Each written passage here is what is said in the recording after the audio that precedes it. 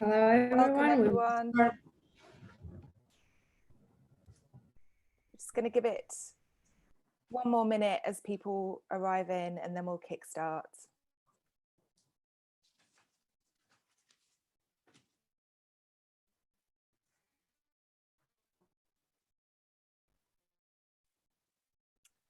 Okay, welcome everyone. Happy Tuesday. I'm Holly, I'm the MD of BIMA. I'm really pleased to be able to welcome you to a BIMA and Microsoft webinar, where we are going to discuss how to lead a sustainable recovery and avoid the climate bounce back. We've all seen or heard about lots of people really enjoying actually some of the things that that this, massive pandemic and crisis has actually meant, as far as, less pollution, clearer water, all of those things. So we're here to discuss what we can do as agencies and businesses to make sure that we continue some of this good work. How this kind of session is going to play out is that in a short while, I'm going to hand over to Ingrid from Microsoft, who's just going to present a little bit on what their journey has been and is going to be in the future on this. I'm then going to be joined by Amy and so Amy is co-chair of our pretty new Sustainability Council. They kick-started at the end of January, and she's going to get everyone to introduce themselves and start off the discussion. Hopefully we can also have some questions from all of you guys, so please do use the Q&A and ask people questions, and hopefully we'll get to answer some of those towards the back end of the session. So without further ado, I'd like to hand over to Ingrid. Ingrid is Strategic Agency Partner Lead at Microsoft. She's also past BIMA 100, always the more important thing. Ingrid, would you like to tell us a little bit about what Microsoft are doing in this area? Of course, thanks, Holly. Let me just present into the webinar. Just let me know when you're able to see my slides. Great. So as Holly said, I'm Ingrid Olmesdahl, and I'm delighted to be representing Microsoft to the BIMA community. I've been a member of the BIMA community for a long time now, and I'm also lucky enough to work with some BIMA members as part of my role within Microsoft. So as Holly mentioned, COVID-19 has thrown the world upside down. And, definitely looking to hear from the fantastic panel about how we lead a sustainable recovery. What I'm going to cover off is a little bit about Microsoft's commitments, particularly our recent commitment that we announced around carbon, but also about how we can help other businesses, not just ourselves, lead a more sustainable future. And really some of the tools that we have that can hopefully help BIMA members as you start to build more sustainability solutions. So the challenge is significant, and the challenge is all of ours. We live in unprecedented times. I'm not talking about COVID-19 when I say this, but actually when I talk about sustainability, we have climate change, we have mass extinctions, and dwindling food supplies. However, there still is an opportunity for us to create a bright future together. Microsoft has set out a sustainability strategy. I'm sure a number of you have heard about the carbon announcement that we made not long ago, but equally, we are committed to other areas such as water, waste, and protecting ecosystems. And really the way that we want to mobilize this is through our operations, our products and services, advocating for public policy, our employees, and really importantly, through our partners and customers in order to scale this impact. Let me talk about carbon quickly. Scientific consensus is really clear. We can see some of the data up here that we have a huge carbon problem that confronts us. And if we don't cut emissions, temperatures will continue to rise and the results will be catastrophic. And now, a few years ago, we committed to be carbon neutral. However, while we know that the world needs to reach net zero, for those of us that are fortunate enough, Microsoft and other businesses, we need to go further. And that's why we set out the new goals and plan that we have to ultimately remove Microsoft's carbon footprint. So by 2030, we want to be carbon negative. And by 2050, we want to remove all of the carbon that Microsoft has emitted, either directly or indirectly via electrical consumption since we were founded. Now, in order to achieve an ambitious goal, we set out a detailed plan that covers these 6 areas. I won't go into it because I know that we're short on time on kind of each and every one of them, but I'm more than happy to discuss this with anybody in the Q&A or perhaps after this session if you'd like to know more. The bit that I will highlight is how we're supporting our partners, customers, and suppliers. We really believe that at Microsoft, the only way for us to make a really significant impact is not just to focus on the work that we're doing, but actually empowering our partners and customers to help them reduce their carbon footprint and use the power of our technology. A couple of things that we've done here that I think would be interesting to explore with this community is our sustainability calculator. So actually, you're able to estimate the emissions for yourself and your customers through the Azure services you use, through a Power BI dashboard. But also, we're looking to co-innovate with BIMA members and our partners alike to understand how can we leverage your creativity and innovation and our technology to create the right sort of solutions together. I've put a few links into this presentation, which I'm happy to share after this, which will give you a little bit more detail on, how you partner with Microsoft and how potentially, if you leave this session with some great ideas of how you can create sustainability solutions, we can work together. But also importantly, our UK partner pledge, which calls out our commitments to sustainability and also some other key areas such as diversity, ethical AI, and digital skills, which we encourage all of our partners to sign up to, because we are really committed and believe in expanding the impact that we have through partners and through BIMA members and beyond. Thank you.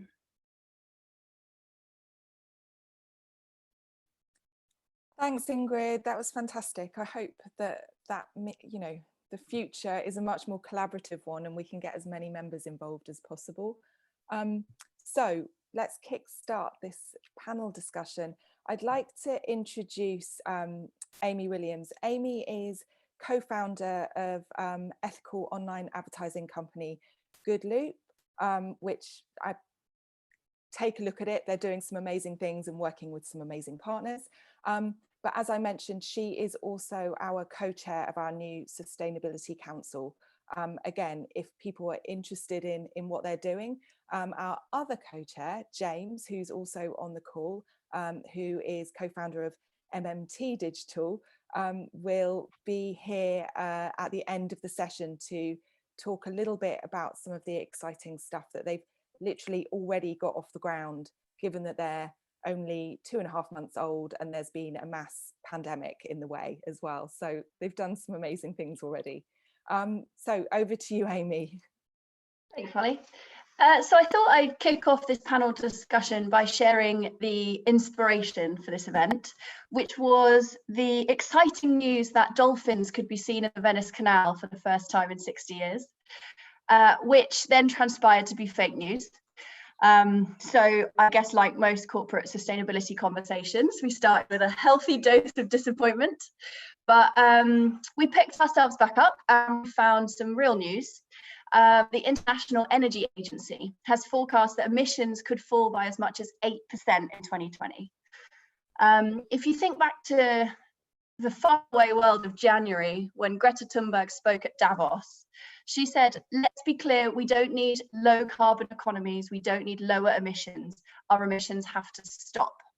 She said that we'd call her naive, she said that we'd say it could have done, and to be fair, we probably did.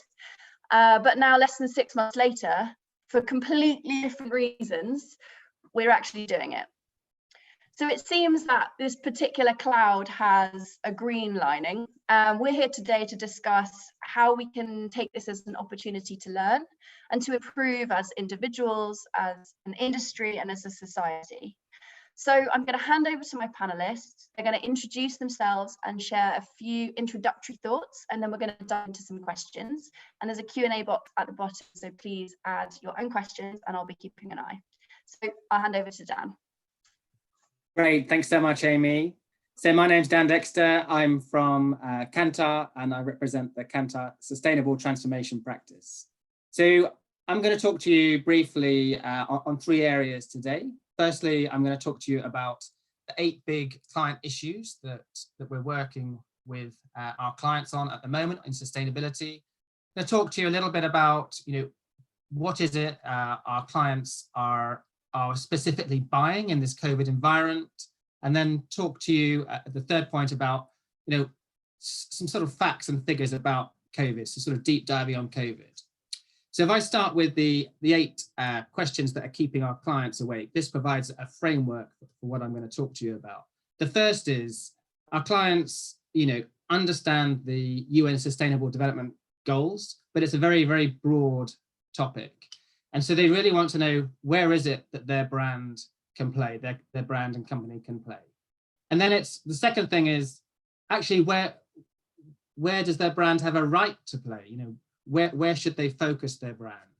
And then thirdly, when they're in that space, how should they engage with their consumers, their citizens and customers? Because clearly there's some people on one end of the spectrum that are still, even in these COVID times, very disengaged, and others that are extremists. So who should they target and what should they say to those people? And then we start thinking about the purpose of the organization and how would organizations create a meaningful purpose. Then fifthly, how should companies innovate? Clearly COVID presents a very disrupted environment. So what are the opportunities that they can push forward? And then thinking about the behavioral side of this. People talk a lot about what they say they're going to do, but there's a big difference between what they actually do. So how can they encourage people to actually drive behavioral change? How can they engage their employees? And lastly, how can they measure all of this to make sure that it's driving a difference? So those are the 8 big areas that our clients are focused on in terms of sustainability. But in this COVID world, what is it that clients, what's the heat map? What are clients actually buying and coming to talk to us about? Well, the first big one is where to play. Over 60% of our conversations are, CEOs coming to us and saying, look, listen, I need to understand what's relevant to me, to my sector. I need to navigate it, and I need to build a roadmap. I need to do that fast so that, in these changing times, we can really amplify what we're already doing and really bring that to the fore. The other is having a meaningful purpose and really setting your business apart and being able to act in a way that makes sense, not only to your employees, but also to the market. And having that defined is one thing, but really kind of focusing your business around that really helps people and drives people to a much more meaningful goal. The third thing is innovation. Clearly, there's lots of disruption at the moment.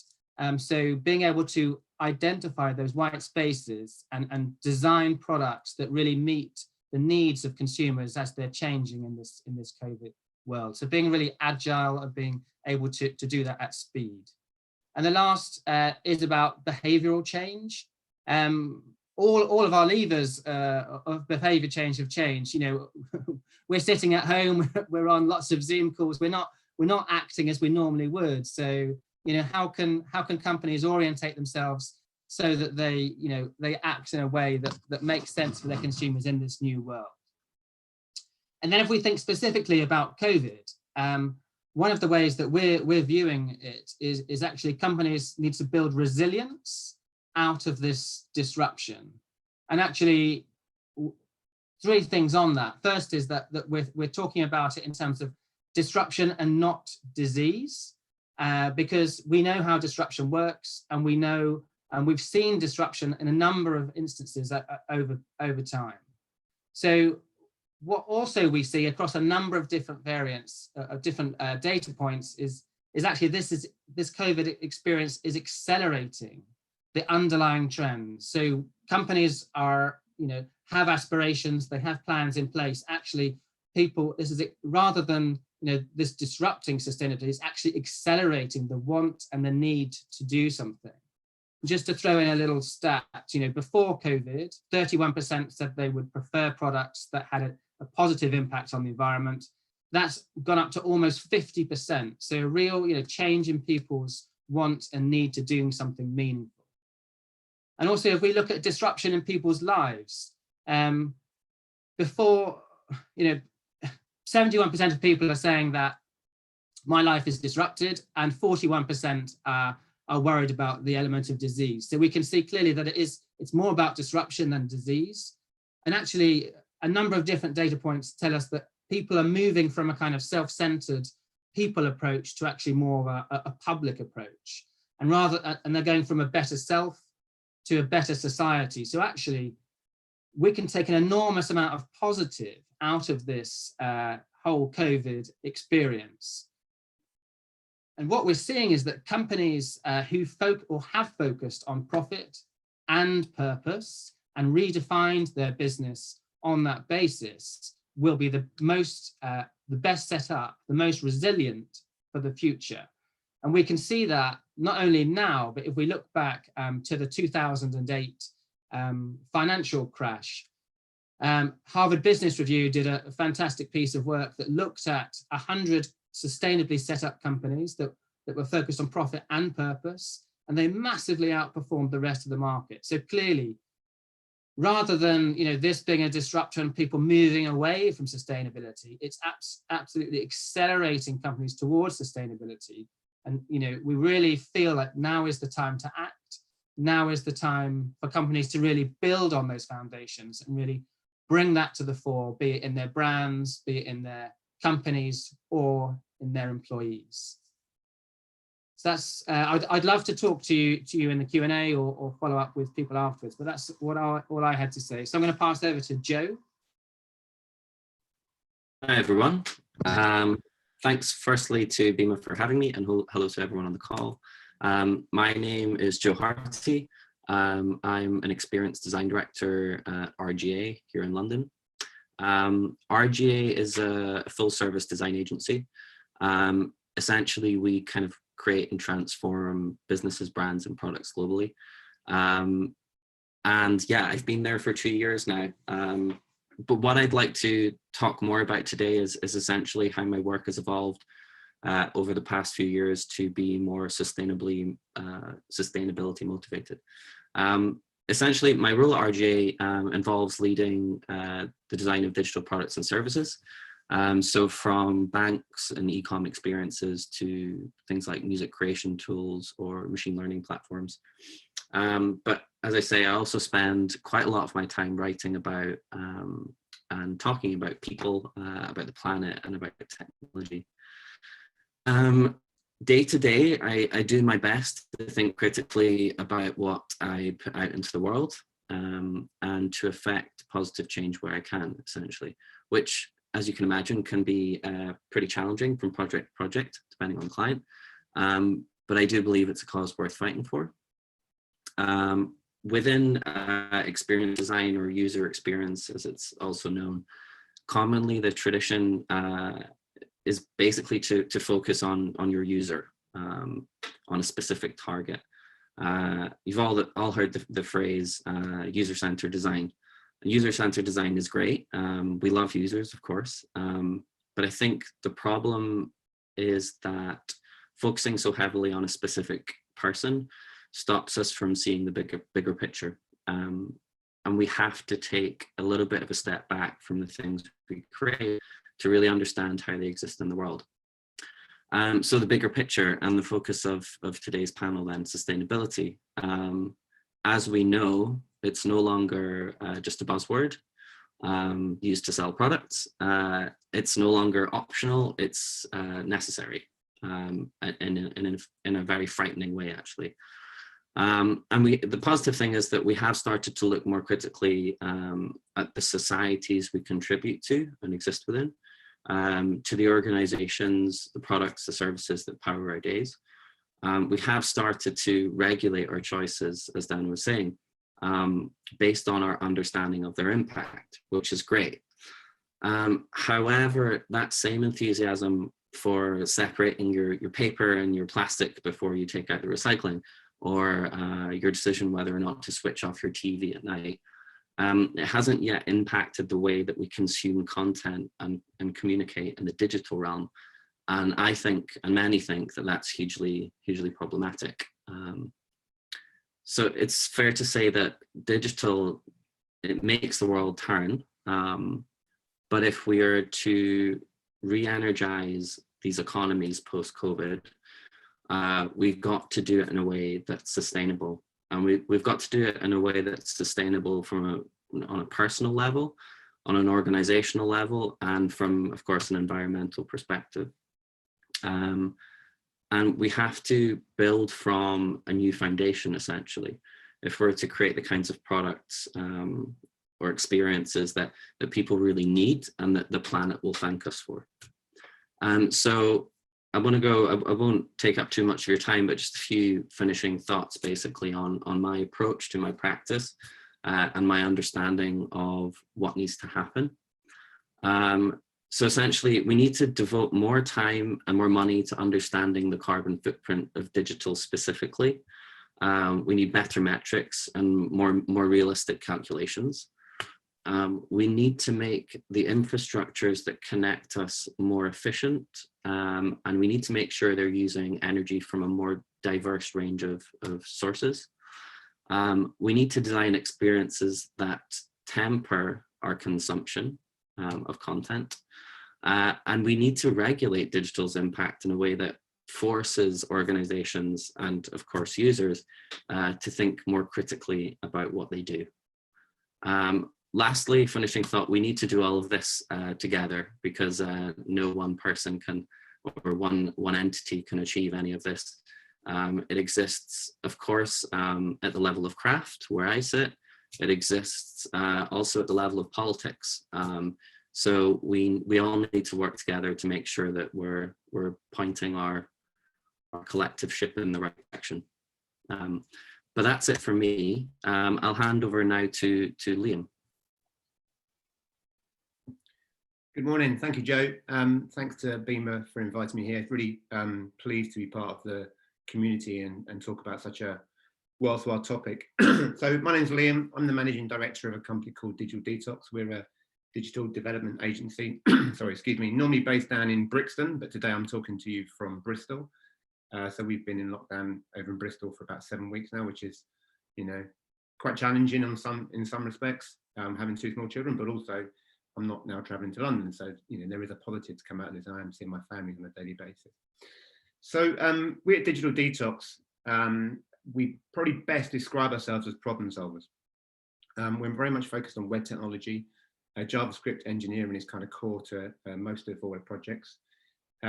Solving problems has been our kind of key passion over the last kind of 15 years. In the last year, that problem solving is now applied to problems facing people and the planet. So that's been our core focus for the last year. And I just want to tell you a little bit more about our journey to how we got to this point, based on the wider context of what's going on in the world. So like I say, I'm the managing director, and people ask me, what is my role involved at Digital Detox? I'm quite operational. I love a process. I love to see things ticking away without too much involvement for myself. And sometimes I consider myself as a bit of air traffic control, managing the projects, trying to get them to come into land, and the team are piloting these planes and all that kind of thing. But I'm just kind of sat here making sure things are going in the right place, and things are arriving on time, keeping our clients happy. From a personal point of view, I've always considered myself relatively sustainable. I've tried to do as much as I can in my personal life.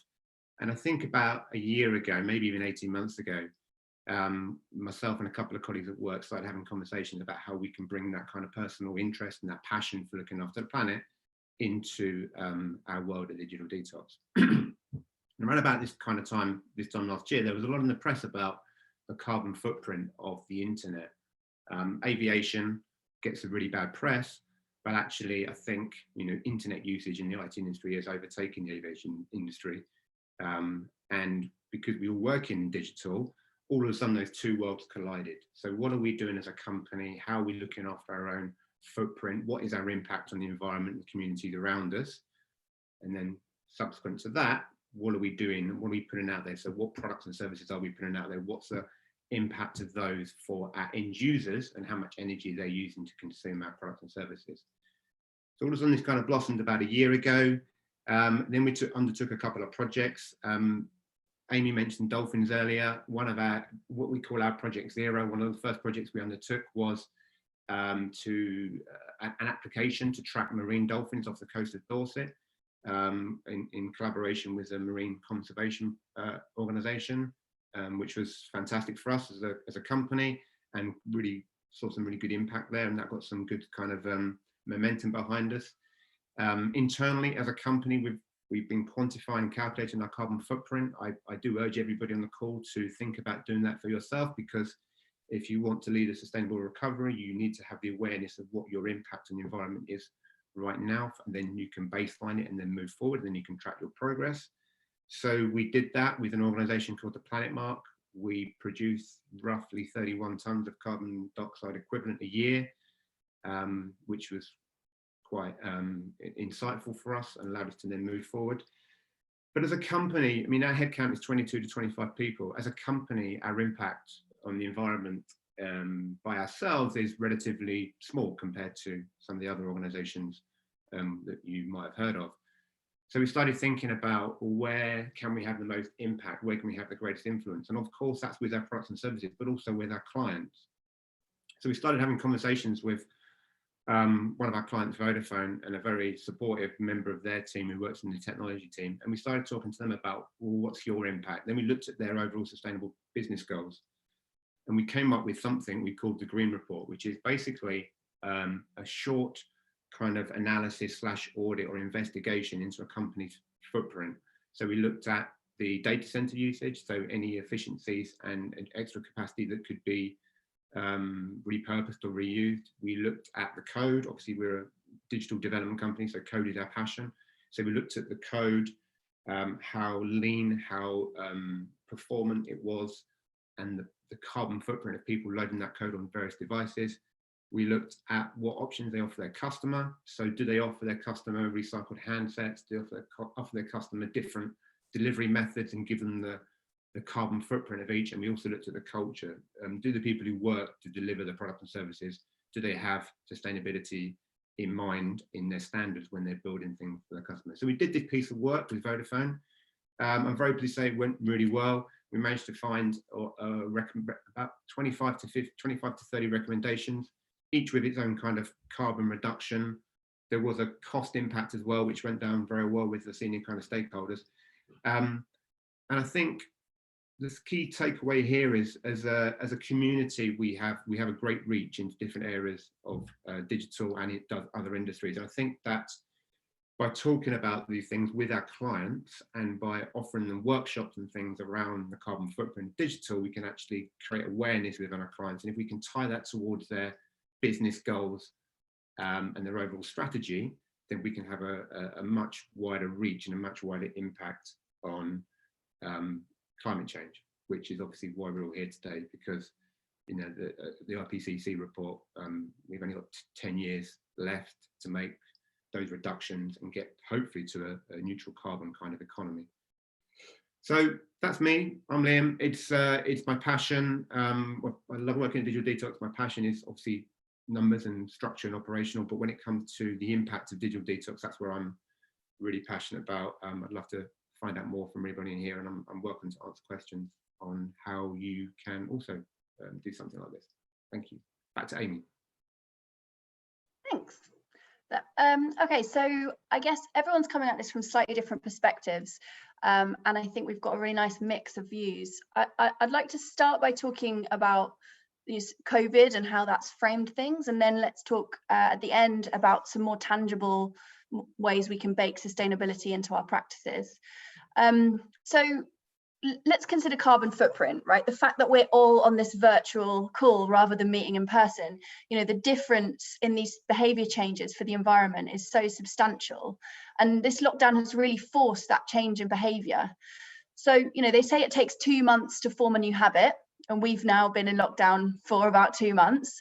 So which of these, forced behavior changes do you think will last the test of time? How can we give them the best chance of success to last?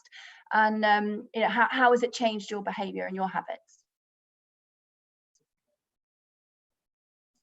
Can I jump in and say, on that one, I think, sorry, Joe, were you about to say something? I think, Liam, you crunched some numbers before as well for your agency. And I think there's a few people have done similar things. And I did some back of fag packet numbers. Our annual emissions are about 622 tonnes across scope 1, 2 and 3. And we know just from the commute, even if you offset the volume of Zoom calls, we're down, we would agree, about 40 to 50%, which is, I think, Liam, about the numbers you'd found somewhere else. So for us, it's 320, we would expect to, if we continued like this, we would expect to halve our footprint over the year as an organization, which is amazing. And I think the brilliant thing for our types of companies, not all can do it, is that we don't have to bounce back. So the obvious one is through surveys. We can actually see that actually staff happiness is up. People are actually kind of enjoying it. We need to find I think we're looking to find a balance where there's a healthy amount of interaction within an office that is structured in a very different way. So I think that will creep back up, and inevitably meetings will start to happen. So we won't stay like this, but there's no way we're going to spring back to how it was. So I would expect, even without, but just sticking with the good stuff that everybody wants to hang on to, I'd expect, without even thinking about it, we'll drop our footprint by 30% coming out of the back of it. And if we actively pursue things, we can drive that on. So I'm really excited for companies like that. What I'm nervous about on the other side, and this is where I think, Joe, what you were talking about, in terms of how do we work with our clients to have really big, meaningful impacts, like helping Vodafone bring their numbers down, is what happens when the economy tanks so badly that outside of our bubble, where we can all just work like this and we're all happy, that we try and get the economy back on its feet at all costs. And globally, we try and get the economy back at all costs. And we lose another decade because of that. That's my kind of fear, that outside of that bubble, that things may go out the window. But so some positives, but still, I just kind of don't want to be complacent about it. I'm a little kind of nervous about what's going to happen, I guess, outside of digital, in industry and aviation, and how those get back on their feet at all costs. And Liam, you crunched some numbers, right? How has it changed things for you guys, and what do you think the sustainability of that is? Yes, I will see. Again, I don't smoke, but it was back of fag packet numbers that I put together this morning. So yeah, I think because we don't have as much business travel as some other organisations, our saving from a full remote model was a little bit higher. So, like I said before, annually it's around the 31 tonnes of carbon dioxide equivalent, and I literally think it would probably go down to about 12 to 13 maybe through the remote working model. Now that's a saving around 60%, which I think which is fantastic. But like James said, I don't think we're all going to be remote for the whole time. I think what this has taught us is, I think the right word for it is presenteeism. So we have a little bit of that in our company, insofar as it's quite noticeable when our office, there's lots of people working from home because there's not many people there, and the atmosphere and the culture kind of suffers a little bit, and we'll have to manage that accordingly. But occasionally with our clients, we're quite often asked to go and be on site with them and work with them in their teams. And sometimes it can be a bone of contention for our projects, especially if those client sites are quite far away. But I think now our clients and us, I guess, are now discovering quite quickly that we don't actually need to be with each other. So I think the new normal will be flexible remote working. And I think we'll be going to see clients and having meetings and face-to-face time with them, but that will be almost not the exception, but that would be like a special occasion as opposed to the norm. And I think that's the main thing that we'll see coming out of it. Mm. Yeah, just to add on the same conversation, essentially, within RGA, we've seen similar kinds of trends in terms of people, you know, a mix of people enjoying and not enjoying working from home, client interactions changing, the nature of work and collaboration changing, the way that we articulate our ideas changing. And kind of my overarching thought throughout this whole process has been like, wow, aren't we as a human race just really adaptable to change? Like if we are privileged enough to, you know, work at home in front of a computer and earn our money, that's great. But like across the whole of society, we've seen people have to change, you know, a huge number of behaviors, not just one or two. I think going forward, the question of like which types of behavioral change will stick and which won't. I do agree that flexible working, of course, will become more common. It's convenient and it makes sense. And people, I think, have a better understanding of what that entails now. So there's that lack of nervousness or mistrust with employees. I do think, though, that the question of which behavioral changes will survive and which won't, it kind of insinuates that certain behavioral traits are key to success and to survival. So it's like, which things can we do and keep doing to to make sure that we have a kind of prosperous future? But I think it's such a complex connected nexus of kind of actions and reactions and kind of codependent systems that, from my perspective, the kinds of changes we need to see happen have to start at a base level. So the kind of products and service, I mean, this is because it's what I do and this is how I think, so forgive the bias, but if we can change the way that people spend their days, yes, that's great. If we can change the way people interact in the products and services or the organizations they engage with and how they impact the planet, then we'll see, I think, far longer term gains in terms of sustainability. If we try to enforce larger kind of changes that can be attributed to a larger portion of society that are very top down, it's unlikely that they'll work, especially within democratic societies. So for me, it's a really interesting question, full of like never-ending complexity. But I think if we start on the ground and build from there, then that's how we're going to achieve something substantial. Yeah. Slightly rambling. I was going to build on what you were saying there, Joe. I think I agree with you. The way that we've all adapted, because it just stopped, didn't it? The old world stopped and then COVID started, and as a you know, population, as employees, we've all had to adapt. I think we've demonstrated to ourselves that we can adapt, and I think as individuals, I think we'll take that and we'll take that back into the workplace.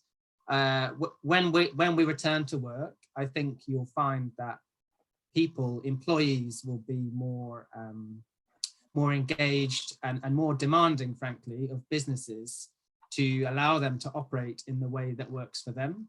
So I think that's something that will endure. And then I think thinking about what sticks and what doesn't, if you think about, if we focus on the end goal and the outcome that we want rather than the behavior.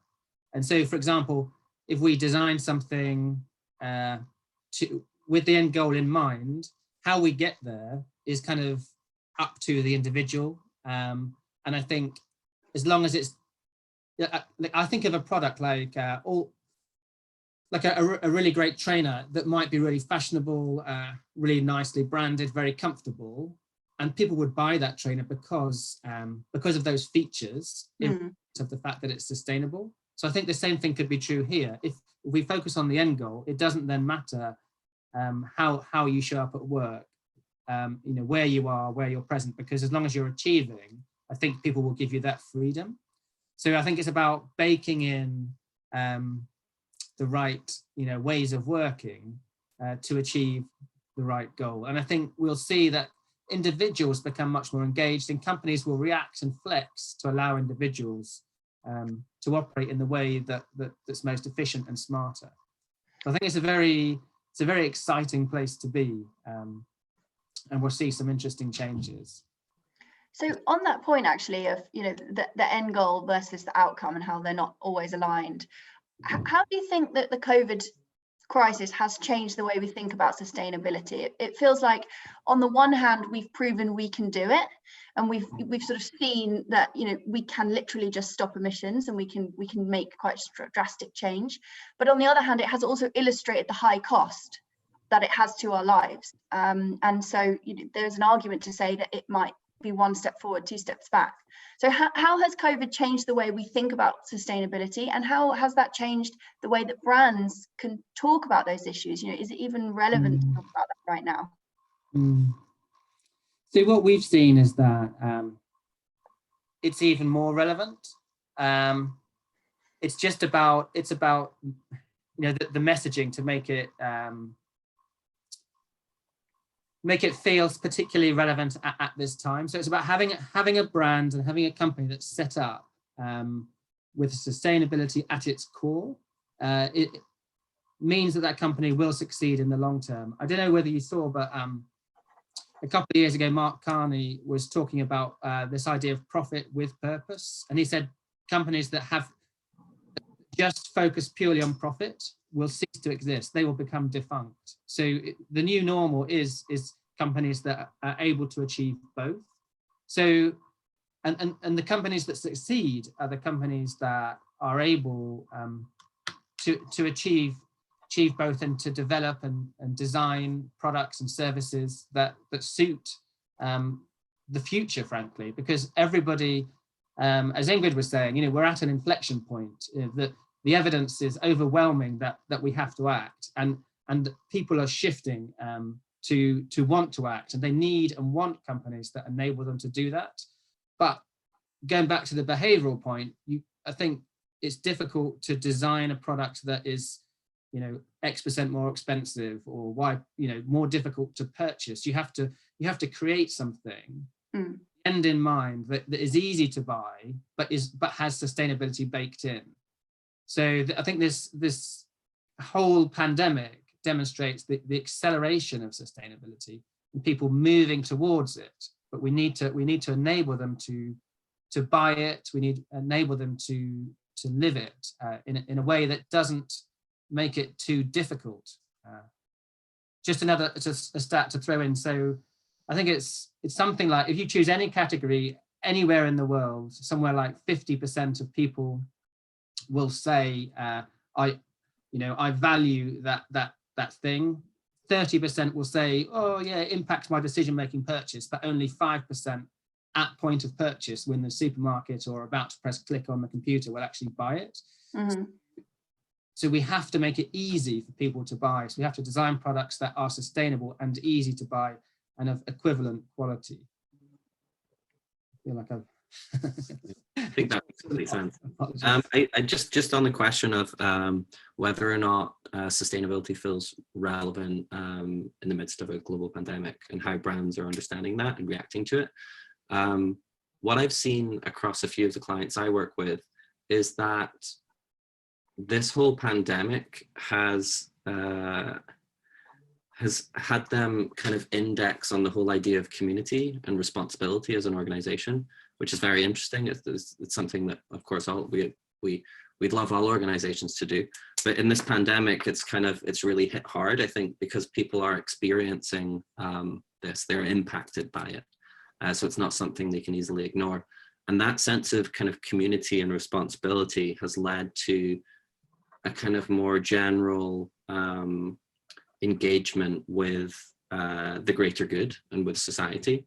And I have seen perhaps a rise in the number of clients who who are sustainably motivated and want ways of achieving that, exactly as Dan was talking to.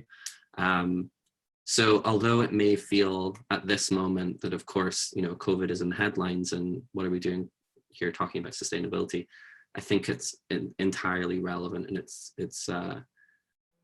just as the kind of topic of this whole panel alludes to, it's something we really, really have to be conscious of as we start to understand what our next steps will look like, or what they need to look like. Dan, I liked, you know, when you were speaking earlier, you mentioned that people are focusing more on societal issues than health issues. And so that idea that this is accelerating that need for sustainability is really interesting, actually.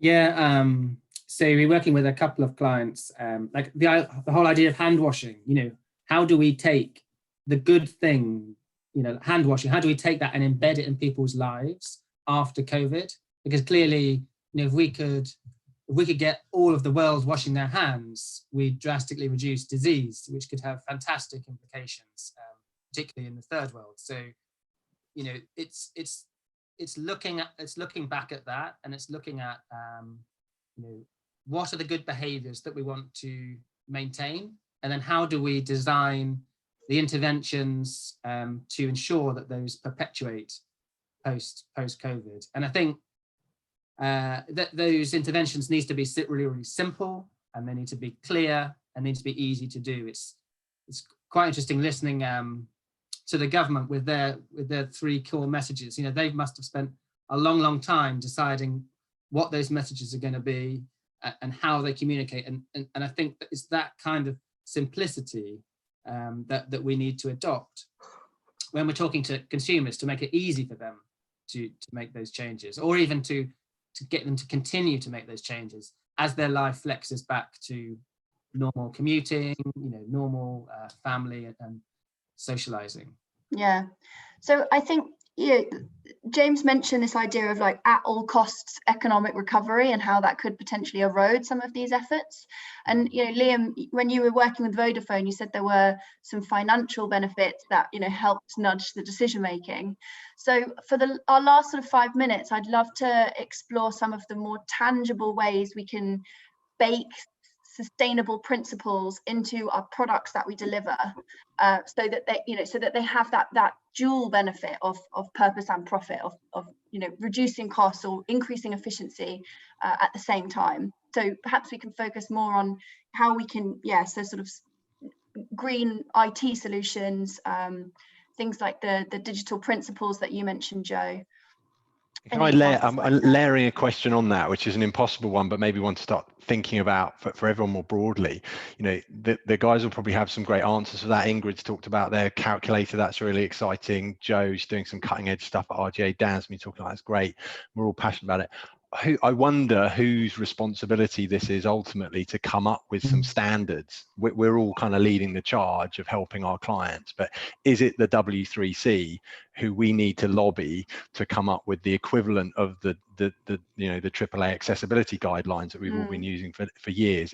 You know, it's an impossible. I'm not really answering the question. I'm just sort of floating it out there. Maybe people have got some thoughts, because maybe we need to start as a group going and starting to lobby, because as individual agencies, we can all do good stuff, and that's great for the next few years. But it feels like, rather than it being a competitive edge, which is fine, it would be great to get some standards. We'd love to hear people's thoughts on that as well, so I can go lobby them. Maybe. So interestingly, that topic is one I'm working on at the moment, not as a project, a commercial project, but with a friend of mine at RGA. This idea of a not necessarily a standard, but more a system of regulation. So how do we understand the impact of different kinds of digital products and services? And then how do we kind of validate specific products and services that are performing well, so that we can, exactly as Dan was mentioning, guide consumers or users in the right direction. If you have a huge amount of people who are sustainably motivated, that's great, but if they don't know where to act and why, then it's, you know, it's a little bit of a lost cause. So I absolutely think this is a really important thing to establish. I think the comparison to accessibility standards is also makes sense. but I would love to be able to go one step further than standards and actually have some kind of enforceable system of validation that either allows people to create products or deliver content in one way or another, depending on its impact. Super interesting. I don't know if people are aware, but Decathlon, for instance, I think some of their products on their site has an environmental rating.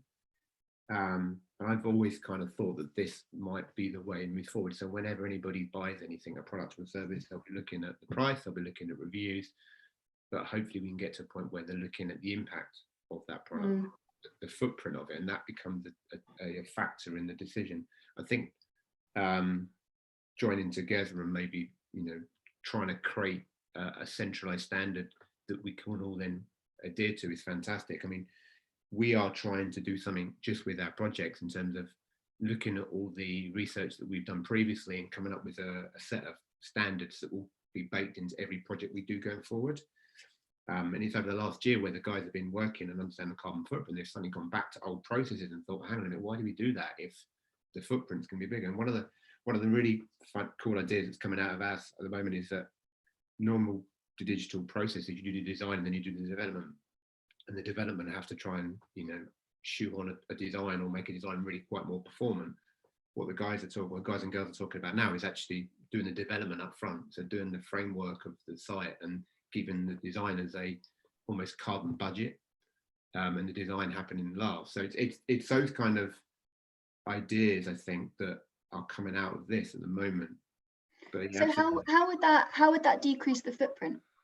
Well, because when you're working on a particular project at the moment, you have an open end, you have a design which can be quite complex and can be quite heavy in code wise to build it and develop it, and you don't have a footprint for that. But if you front that the website has to be this size to meet your sustainability, you actually already have a constraint or a budget for your carbon, and you have to fit your product within that budget to get it onto to have it rated at a certain level. To sort of strip out some of the complexity. Yeah, and almost starting with the code first before going back to the design. It's just it's a bit of a tangent, but an interesting idea that came out of our research on this. There's definitely a correlation between efficiency in digital and the sort of carbon impact, right? A lot of times you're actually saving on resources and time as well as on carbon emissions. Yeah, absolutely. Absolutely. I think, and further to that, it's an interesting kind of scenario you paint, or picture you paint, Liam, especially as a designer, to be told that I can only use this set of components to create an experience is very interesting. I'd love to try it. I think further to the idea of code being efficient or non-efficient, and that having an impact on carbon, we should also, as you're alluding to, the idea of specific kinds of mechanics within product. So if you consider like Instagram's like infinite scroll of images, these are the kinds of things that we design with a specific experience in mind, without necessarily an understanding of the kind of impact they're going to create. So if we can, at that stage of conceptualization, say, okay, like let's take a step back from this thing we're trying to make for our user. How will it work? Like how many times will I have to contact the server? How will the image be decoded and sent across the world? These are the kinds of questions I think we need to be asking. And also further to your initial question of like, are there examples out there of people doing interesting things from a product perspective? There are. I mean, of course, the world's a very interesting place, and people are already acting on this kind of initiative. One that I really love within the fintech industry is economies Black Card, which is essentially a credit card that stops you from spending additional making additional purchases based on how much carbon you've accrued throughout your transactions. So that's like a very simple idea, and it's quite provocative, of course. Yeah. And it's not necessarily important how many people adopt that credit card. Of course, you want as many people to use it as possible, but the idea that this becomes a new approach to a very well-established industry and product is what feels really compelling about that to me.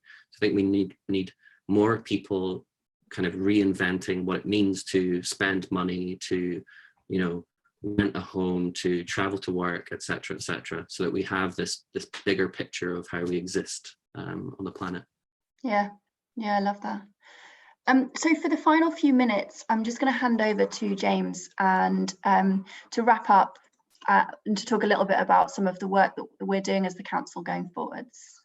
Thank you. Yes, I'll try and do this in 60 seconds. Just quickly on the chat, James. Yes, the HBR article. I guess we'll circulate and share that afterwards. That Dan mentioned.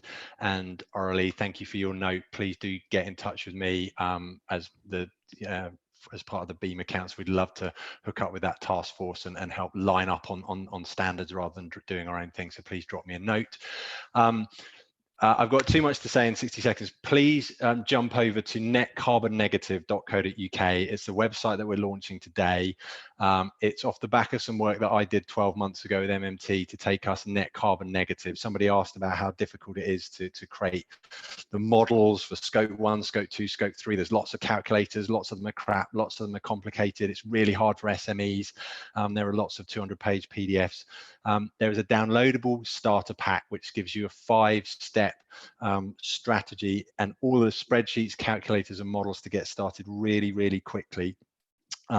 So you can model your footprint today really easily. You can track it as it starts to come down on a per person basis across the different scopes. And you can create nice dashboards that you can present to your clients. We've also set up a community. I forget who mentioned that, whether it was Dan, Liam, Joe, a community within the company and simple trackers to log and measure what people are doing at home. So we can report as a company, but also as a community of people, what their personal footprint and reduction is, suggestions and guidance on how you get started with things like salary sacrifice schemes for tax-free carbon offsetting, and a whole bunch of things to help your staff reduce their footprint as well as your companies, and to generate these beautiful dashboards.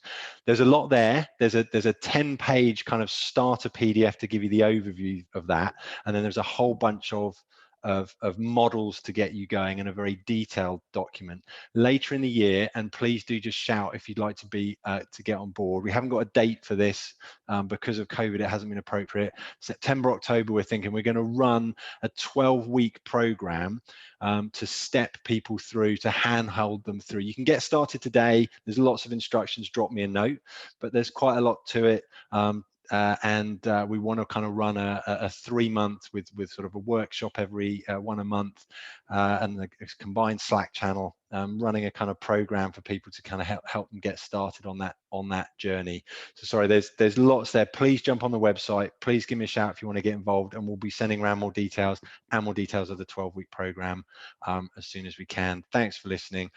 Holly, back to you. That was incredible, James. Thank you. You squeezed all of that into literally 90 seconds.